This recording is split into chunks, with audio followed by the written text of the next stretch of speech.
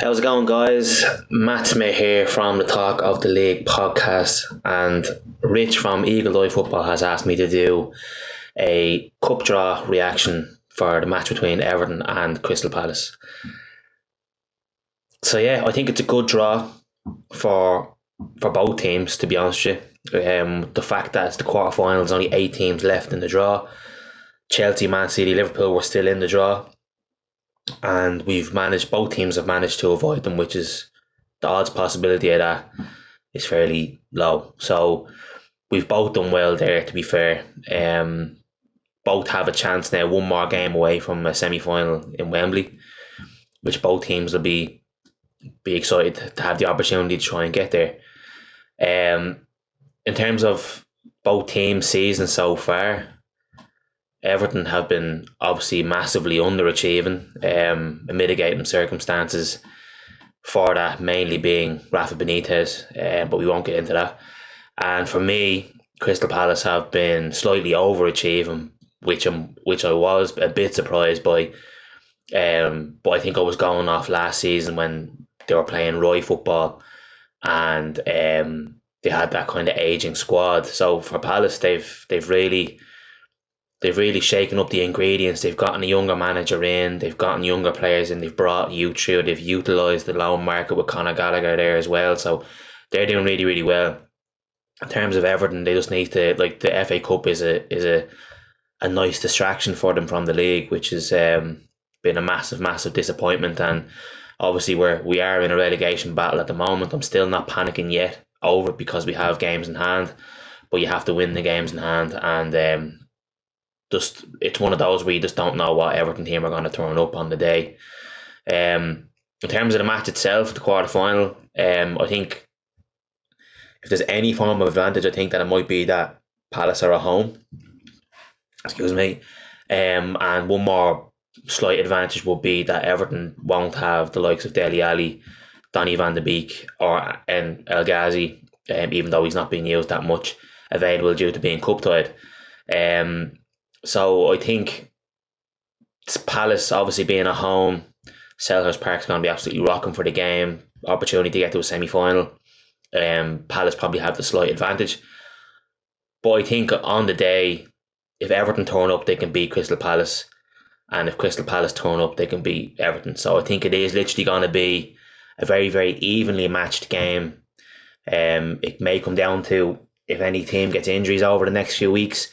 Hopefully Everton have Ben Godfrey back in the squad, Doucouré back full fitness, Dominic Calvert-Lewin back full fitness, Demarai Gray back full fitness as well.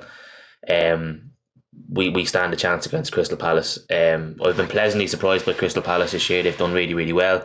So yeah, that's my reaction to the FA Cup quarter-final draw between Crystal Palace and Everton, and I'm really looking forward to the game, and I hope everybody at Eagle Eye Football as well, and all the viewers watching this. And yeah, thanks guys, see you soon. Hey, it's Astro. And, Everton, Crystal Palace. Quarterfinal of the FA Cup coming up at Selhurst Park. I have to be honest, I'm looking forward to that tie about as much as I am a damn root canal, because Selhurst Park is an exceptionally difficult place for Everton to go and compete. I think that no better representation of that statement is the shellacking that we got back late last year when we came to town. I know that everybody in the Crystal Palace fan base is going to be looking at Everton and our performance of late, and they're going to be licking its chops in excitement over the prospect of having drawn Everton in this round. Listen, you know, Crystal Palace is a side with loads of pace. You guys really have an ability to create space and manipulate it with the speed of your players.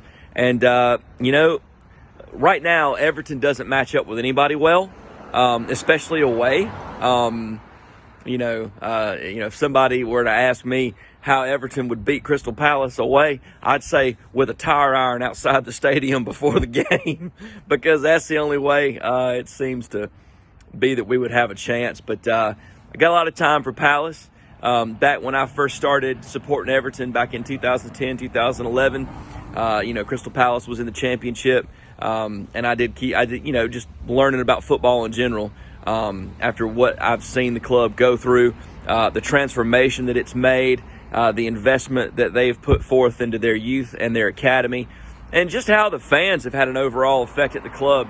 I've got a lot of respect for Crystal Palace Football Club and the fan base. But, hey, listen, as an Evertonian, I can honestly say that I do ascribe to the theory that on any given day, anything can happen when you're playing, when you're playing a game, when you've got a match going on. So I give us a puncher's chance when we come to Selhurst Park in the quarterfinal round of the FA Cup.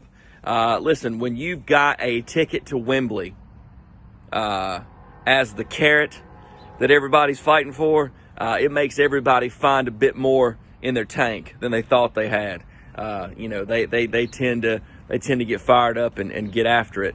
And listen, like form is temporary. We all know that.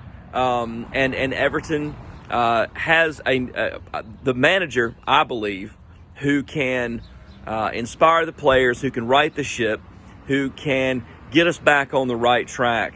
And sometimes all it takes is one win. And if Everton is able to secure points and to improve their league position, then maybe, just maybe, when we roll into town, we'll have something for Palace and can get the result. I have absolutely no doubt it's going to be an absolute cracker of a throwdown. And listen, all I can say is bring on the ruckus, Palace, because Everton's ready, and we're gonna give you all we got. So I appreciate the opportunity to have my voice heard about this topic. Not too many folks are interested in what a Yank like me has to say about footy. So thanks for listening. I appreciate the opportunity. And listen, there's no way I'm going to do a video without saying last but never least, up them Toffee'S, baby.